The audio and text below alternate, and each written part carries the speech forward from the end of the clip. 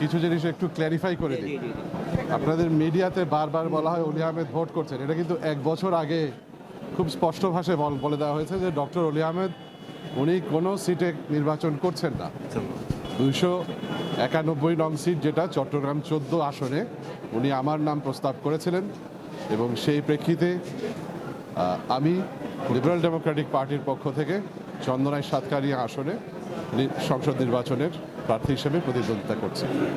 সেক্ষেত্রে আপনাদের একটা জোট করেছে, জোটে অন্তর্ভুক্ত হয়েছেন, তো এই ক্ষেত্রে একটু আপনাদের সমঝোতা আচ্ছা। আবারও সংশোধন করতে হচ্ছে, আর এই কথাগুলো কিন্তু ক্ল্যারিটি থাকা উচিত। সমঝোতা হয়েছে 10 দলের মধ্যে। একেবারেই চ্যালেঞ্জ মনে করছি না। আমরা ইতিমধ্যেই বেশ কিছু এলাকায় গেছি, গত 1.5 বছর ধরে যাচ্ছি। আমাদের এলাকাতে হিন্দু, মুসলমান, খ্রিস্টান, বুদ্ধিস্ট, এই এলাকাটা একটা অদ্বিতীয় আসন বাংলাদেশে। এখানে অলি আহমেদের প্রতি জনগণের যে ভালোবাসা, এটার কোনো তুলনা নাই।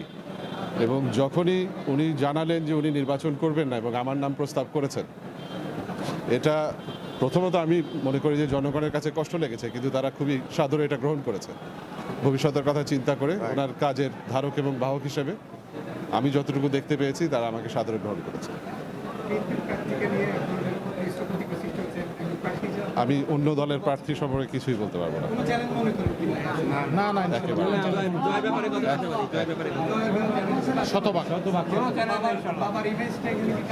আমি এক্সেস কথা বলবো না, বাট আমার এস্টিমেট হচ্ছে যা ভোট কাস্ট হবে তার 80%-এর বেশি আমার ফেভারে যাবে।